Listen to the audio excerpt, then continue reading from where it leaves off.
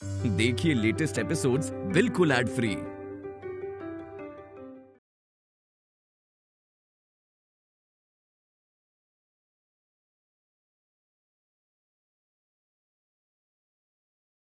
आज गांव वालन के सामने घोषणा कैली है कि हमरा खिलाफ प्रधानी के चुनाव लड़ी हन। अगर ऐसा बात बा तो हई का काल लिखले बड़ी। आई देखी अंगूठा के निशान, आई देखी इनकरे अंगूठा के निशान बा। ये तो का कहले बड़ो आरती, तो का कहले बड़ो आरती। अभी डर तंत्र बा कि प्यार तंत्र बा ये तो हम नहीं जानत। बाकी जमुनापुर में सूबेदार सिंह के तंत्र चलेला। तहार चुनौती हम स्वीकार करतानी। जमुनापुर में तहार और तहार परिवार के अलावा अगर एक भी वोट पड़ गई लू तो हम अपन प्रधानी छोड़ दे।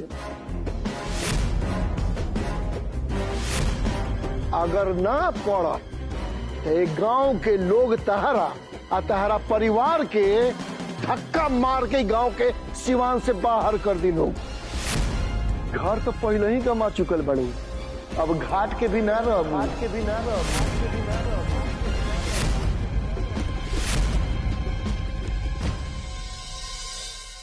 भूटन भैया आए सूबेदार जी, ऐसा कौन सा जरूरी काम पड़ गया जो फोन पे ना बता बोला?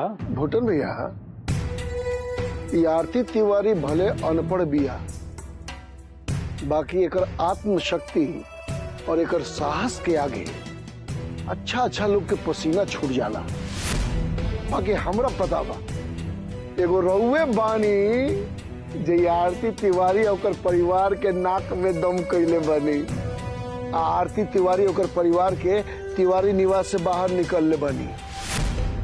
यही से हम रउआ से एगो गूढ़ मंत्र सीखे आइल बनी। सूबेदार सिंह जी, चुनाव ऐसा चीज है ना कि अच्छा लोग पसंद आ जालन जा, लेकिन अगर नेता रउआ जैसा होखे जनता से और अधिकारी से सिर्फ खींचे जाना था तो दिक्कत तो हो जाला ना। लेकिन भूटन भैया बिना भौकाल कैले ये नेतागिरी ना होखे। उंगली पे गन के अगर रखल जाए तो काम ना चली। घर में इतना पैसा होके के चाहिए कि जब छापा पड़े तो मशीन के जरूरत पड़ जाए गिने खातिर। देखो भाई, सम्हारा कहीं सही में छापा न पड़ जाओ। अरे तो अपना भी थोड़ा ही रखले बानी।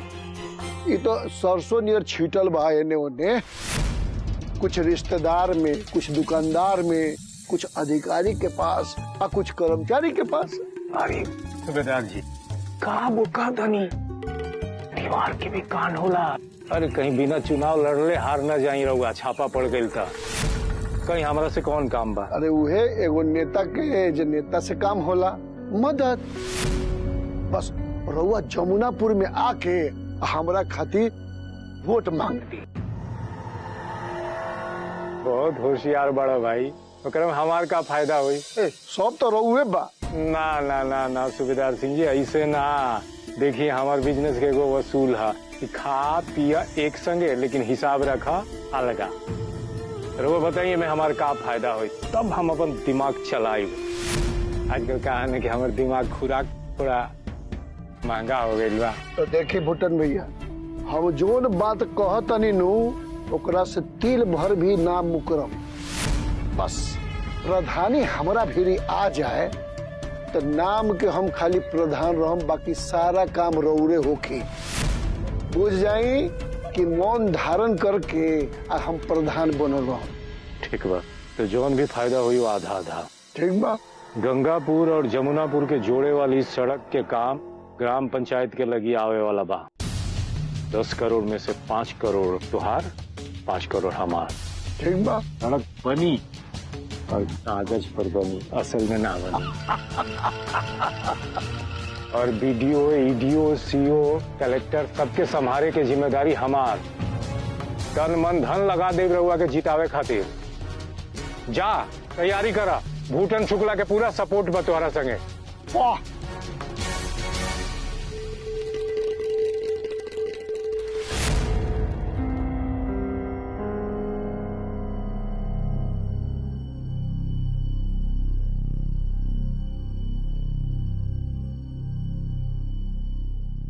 वैसे तो रउआ से हमनी के ज्यादा दिन के जान पहचान नहीं खे, बाकी रउआ जो आज हमनी के लड़कन के पढ़ाई खातिर प्रधान जी से बात करनी है, ओकरा से हमनी के बहुत अच्छा लगल है। हमनी के गांव के सब मेहरारू मिल के रउआ हित में एगो चिट्ठी लिख ले बानीगा डीएम मैडम के देवे खातिर। एकरा पर रउआ अपन दस्तखत कर दी। बहन एकरा अंदर का लिखल बा तनी रउआ हमरा के पढ़ के बताई ना। ठीक है बा।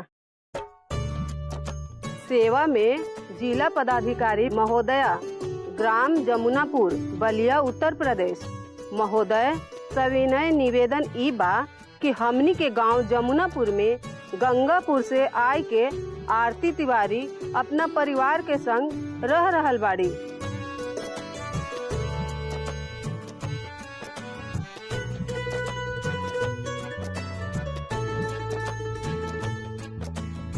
यह काम खातिर हमनी जमुनापुर के निवासी राउर जीवन भर ऋण ही रहल जाई।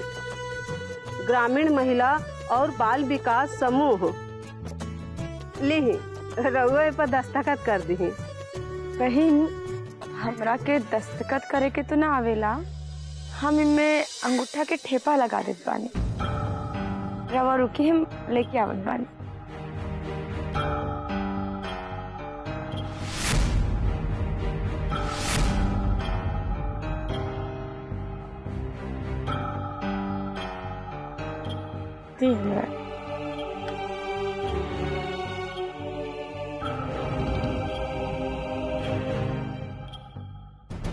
का रउआ पढ़ लिख ना सकी ना?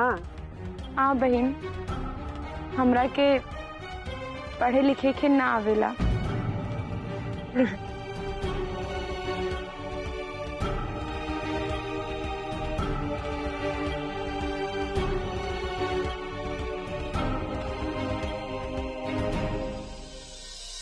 देख ले माई, अपने पतो ही के रस्सी जल गई लेकिन ऐठा ना गई। घर के काम तो करे के नहीं थे तारे पतो के, बाहर घूमे के बा, चौधराइन बने के बा। तिवारी निवास से लागता कि राष्ट्रपति भवन में आ गई बाड़ी, और काम खातिर नौकर लागल बा। अरे संध्या, तेमी कौन खराबी बा? पता बना गंगापुर में कितना काम के लिए बड़ी कनिया।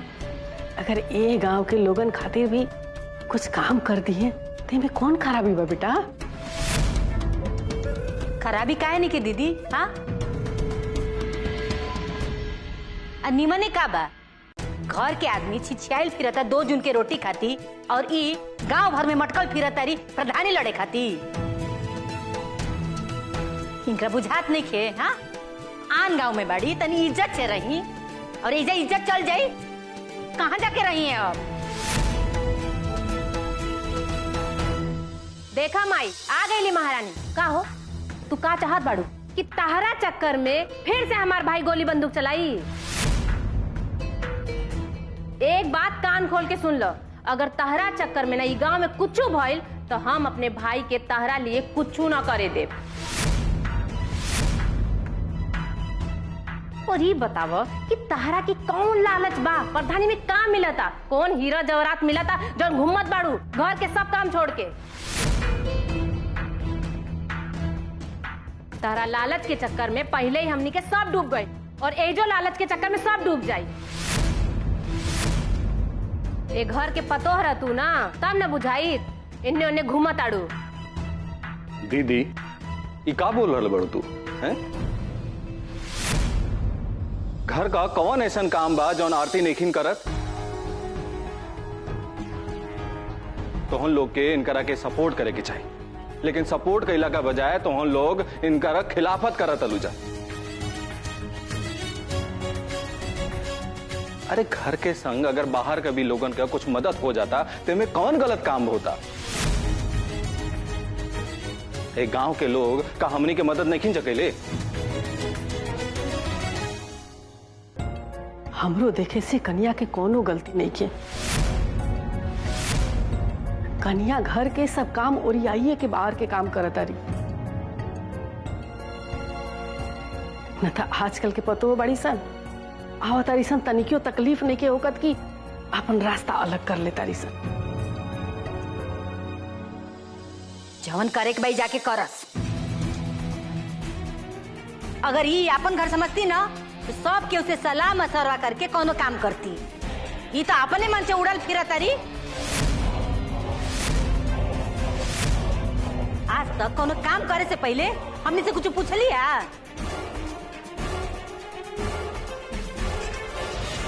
संध्या के माई अब तो अपन आँख खोला। अरे कन्या से कौन ऐसा गलती हो गई बा जी इतना उनका के बोलल जाओ। आ गलती केकरा से ना होला। जे कोनो काम करी ओकरे से ना सही और गलत हो सकेला। जे कुछ करबे ना करी ओकरे से का उम्मीद करी कोई की सही करी या गलत करी। लेकिन हमनी के मानसिकता ना बदली। हमनी की औरत सब आज भी अपना घर के बड़ बुजुर्ग पति भाई देवर सबसे पूछ के कोनो काम करिया है ना। बड़की माई इनकरा सामने ना तू माई के हमेशा सुनावेलू इनकर और मन बड़ी। संध्या तू अपना माई के नहीं खू जाना हम जाना था। जब नया नया आयल रही ना बहुत ही समझदार रही। कहो संध्या के माई भुला गई बड़ू याद दिलाई। हर बात में अपन समझदारी के दिखावत रहू। हर बात में का सही बा का गलत बा अपन विचार रखत रहो। लेकिन आज ये घर के मर्दन के हाँ में हाँ मिलावे लगलू ना में ना मिलावे लगलू। तू अपन सब समझदारी भुला गई। संध्या के माई अपने आप की जिंदा कर तू। जब तू सोच के रोशनी लेके घर में आई रहू ना वही सोच हमने के कन्या के बा। तू याद कर संध्या के माई। हाँ दीदी रो आज हमरा के झकझोर के रख देनी। सचमुच हम के बानी केहू के भी सोच पर कब्जा करे वाली। अगर केहू की सोच समाज के हित में बा तो ओकर सराहना करे के चाहिए ना। हाँ माई सराहना कर देवी की तरह पूज। ये मत भूल माई ते सास बाड़े और पतो के ना कपार पे बैठाइबे ना तो खतरा हो जाई। बैठाओ।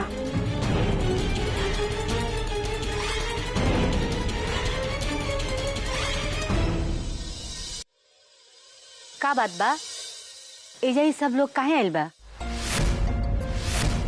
का करिए नहीं जा अब गंगापुर खानी एजा भी पंचायत लागी। रोज रोज ई लोग एजा आई। हाँ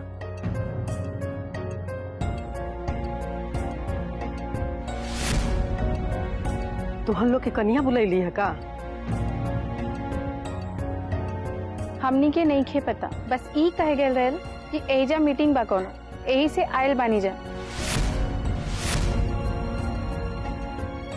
लेकिन ये मीटिंग बुलौली के बा?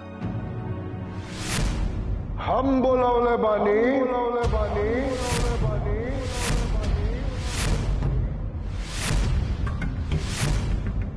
और ये मीटिंग ऐसे बोलौले बानी कि हई 4 दिन के आइल बहुरिया 4 तारीख इनकर 14 कोस तक चर्चा होके लागे जे इनका खातिर बहुत महंगा पड़ी।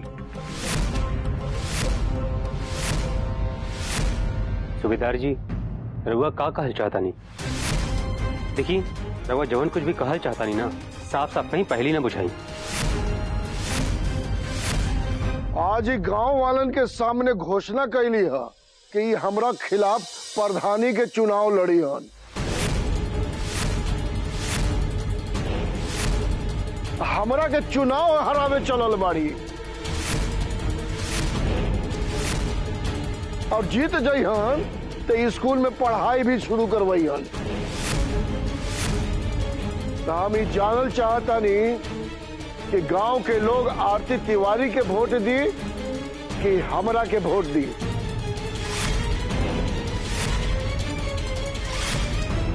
हमरा की वोट दिहन जा, हमरा की वोट दिहन जा, हमरा की वोट दिहन जा, ताकि हम गांव के लोगन से जुड़ल समस्या के दूर कर सके।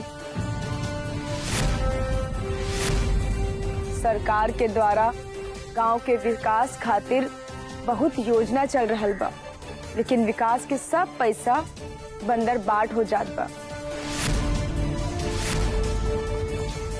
फिर चाहे वो राशन के पैसा होके, वृद्धा पेंशन योजना के पैसा होके, नली गली सिंचाई के पैसा होके, सब चीज में कमीशन खोरी चल रहल बा।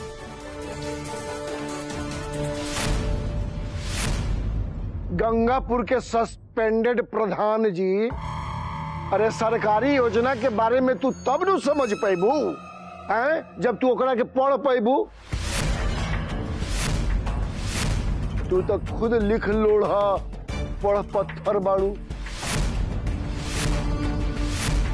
इनकर आप बिना फोटो देखले ना बुझाला कि आम बा कि राम। ये गांव के पढ़ल लिखल लोग ये अनपढ़ गंवार जाहिल के प्रधान बनावे के चाहता कि पढ़ल लिखल के।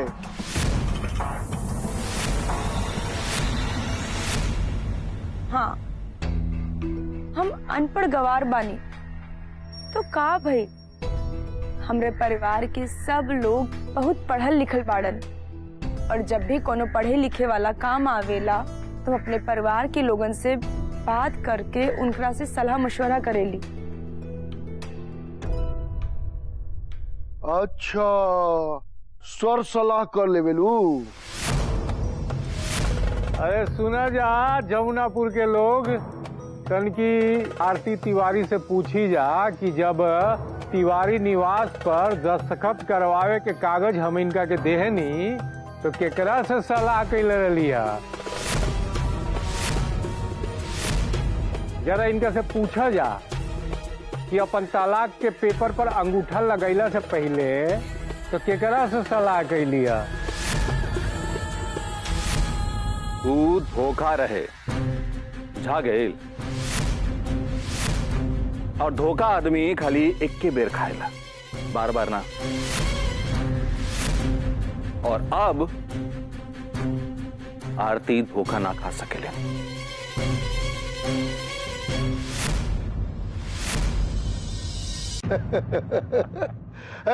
जे 2 बार धोखा खा सकेला तो का तीसरा बार धोखा ना खा सकेली।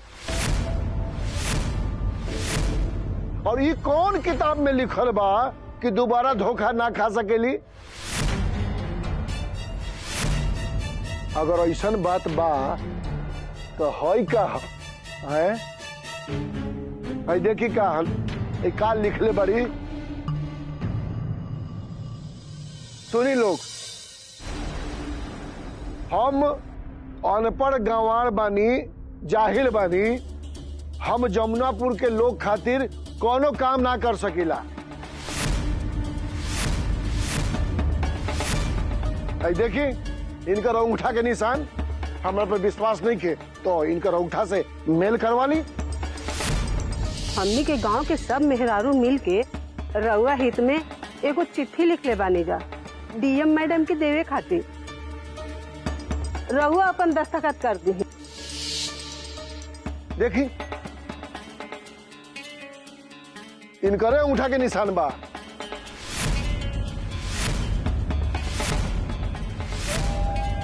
साफ साफे में लिखले बाड़ी कि हमरा से कुछो ना हो सकेला। हम अनपढ़ बानी, जाहिल बानी, गंवार बानी।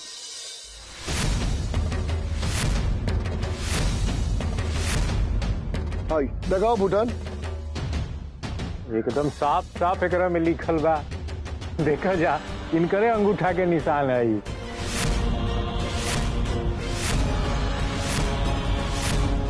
तो का कहले बड़ू आरती, तो का कहले बड़ू आरती।